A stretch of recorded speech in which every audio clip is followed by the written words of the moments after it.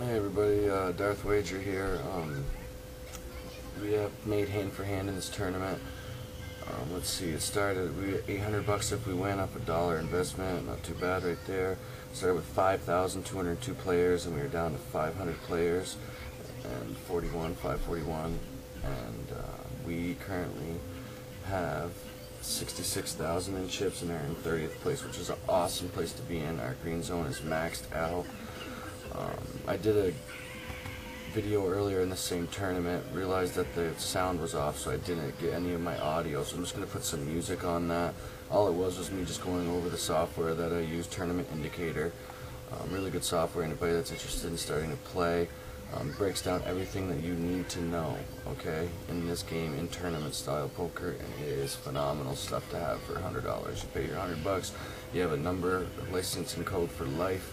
No matter what computer you're on, you can use it. You can use it in multiple games, and it tells you everything. All your outs to win, the EV at the table, expected value. It tells you the M zone ratio, which basically meaning if you're in the green dial here, you're in really good shape for the tournament because that means you got enough chips to play. If you're in the gray zone, that means you don't have enough chips to handle the blinds and antes, and you need to get your money in weaker. But here, I can wait for basically top 10 hands. You know, meaning ace, king, ace, queen, aces, kings, queens, jacks, 10. You know what I mean? That's what I can play right now and afford it. And mix it up maybe here and there if it's the right opportunity to steal a pot. The blinds are 350 and 700. We're in pretty good shape. Okay, we waited for good key moments to get our money in and get this. And I wouldn't call it luck because we had to right the fine situations. I had to make some thin calls when I knew I was ahead to win some pretty big key pots in this tournament. I might go over them after, but for now I'm just going to start on here. I'm going to keep these videos short and sweet because they're only 10-minute segments and I want to keep it low. I don't want you guys having to watch a 40-minute video to see what happens here. So I'll be back a little bit later on when we get a hand. You know, the payouts, 800 if we win off a dollar investment. Okay, we're doing good. This tournament's going to fly right along now that the blinds are going up. And yeah, we're going to have some fun. Ooh, there's a bad beat for you. That, king 3. Give me a break. Anyway, we'll be back. Peace. Another thing I want to add is also at this stage in the tournament we are in great position because we have two people that are ahead of us. They're the only ones that can threaten our stack. Okay, nobody can take us out, but only these two can threaten our stack. These three over here all have very little bit. Like if we call their bets and lose, we'll still be in green end zone probably. So we can afford to play with these guys a little bit more lax and make moves on them, unlike these guys. But we still have 3/4 of the table in our favor. More than, you know, we're a 3-2 favorite to not be, you know, threatened. So that's where we need to be focusing our actions over here. Unless, of course, we're sewn up with like a nut straight or something, trip something big against these guys to double up, because we'll take that too, because we need a lot of chips to win this thing. We're going to need like 3 more double ups to be comfortable before the final table, at least, I'm sure. 7-8 suited, playable hand, but not for all our chips with no odds. We only had 1.2 odds. Now, if that went 21%, now if that said, you know, 2.7 odds, I would really consider a call there with that hand. Basically, is how to break it down. You know, 3 to 1 or more, I would call that probably, maybe a little less. I may even call 2 to 1. You know, a lot of pros utilize the 2 to 1 odds a lot more than say the amateurs do, because they know that they can, you know, it's just like if you're in a casino and you're playing, you know, any game, the more odds you have to 1, the more chance you have, you know, to make more money, you know, so anything 2 to 1, as if it's not threatening to their stack, is a decent call. So, but anyway, I'll see you in a few. We're back here, now we have a playable hand. We have ace king in the cutoff. We are first act after the flop. Cutoff would be behind the dealer, so let's stick there. We're going to play this hand aggressively, hopefully we can double up. Me betting right into these big stacks shows them that I'm not scared, you know, that I have a good hand. You know, otherwise what would be the point?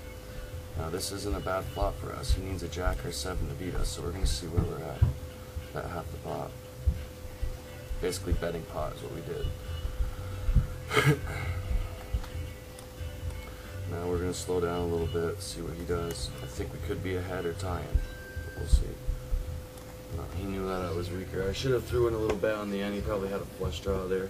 Lot got there to beat me, so I had to surrender. You know, ace king is still ace high, so you know I played it the best I could. I had to give up at that point. A lot of times you can't be scared to put in, you know, a third barrel on the turn there, but I knew he was investing himself. He was going to invest more, so that all I would have done was diminish more of my stack. So surrendering there was the proper play. Here we need 2 diamonds for a flush or a queen or a 7 to improve, as you can see down here on our outs chart, which, you know, a lot of this stuff I already know anyway, but it's good to have if you're especially doing other things and not 100% paying attention. All these numbers are broke down for you. You can't remember all this stuff without this software. It's way too hard to do. Right now we're getting 4 to 1, so I'm going to call this, you know, in hopes for a diamond, queen, or 7. I'm not, you know, I don't think I'm ahead right now. I know I'm not ahead right now. You know, now we're cut down to just 5 outs. You know, that diamond gave us a little bit more breathing room, but now we missed it, so now we're surrendering.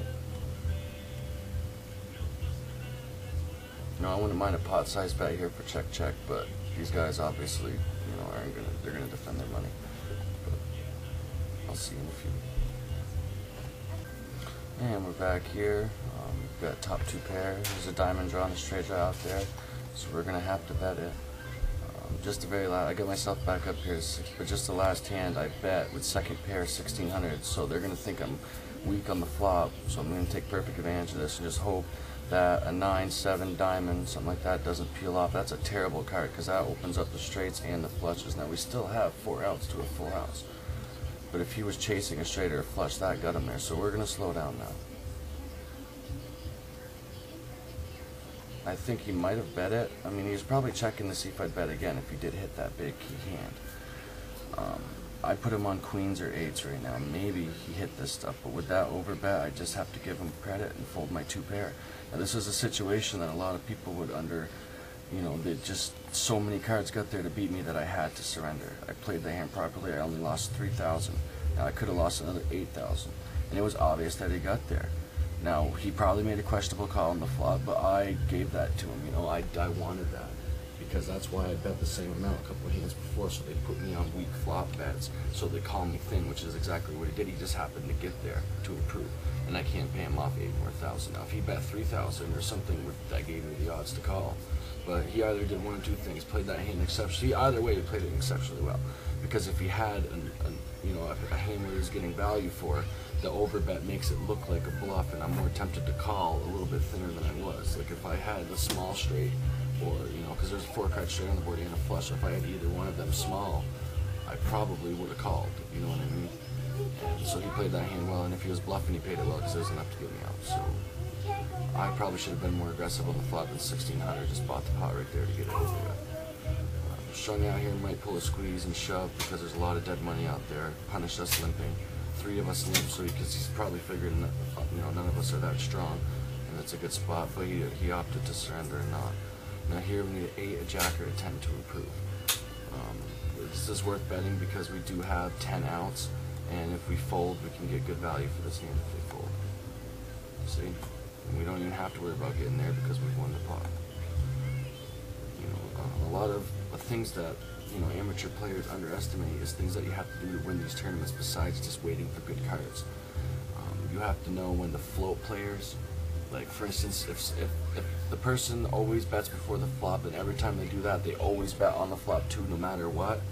Now you have to figure out the players that do that, and now here, this is a play I like to call isolating the limper. He limped his dead money. I raise here, hopefully to get the dead money out and isolate myself to just the limper. Now I only went 3 times, so that might not be enough, but in any event, I get a playable hand. And I isolated down to 1 person either way. Now we need a 9, an ace to improve, I believe. I don't think the 10 will help us at this point if he bets.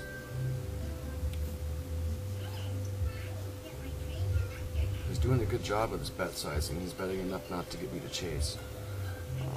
But what I was getting before is you have to know when to float players, meaning when they bet, you don't necessarily have to have something to call, because you know they're always going to bet again if they bet once to protect that money. And once you figure out which players those are, then you can float them, meaning calling them without necessarily having a hand, just so you can know, because they're going to give up by the turn of river if they don't have a hand, and then that's when you can, you know, exceed to taking the pot. But if you're going to float the player, you need to take your shot at the pot, whether it be from a re-raise or a raise, but you have to figure out what kind of player they are first. This is what this software does for me. It tells them how many times they voluntarily put money in the pot.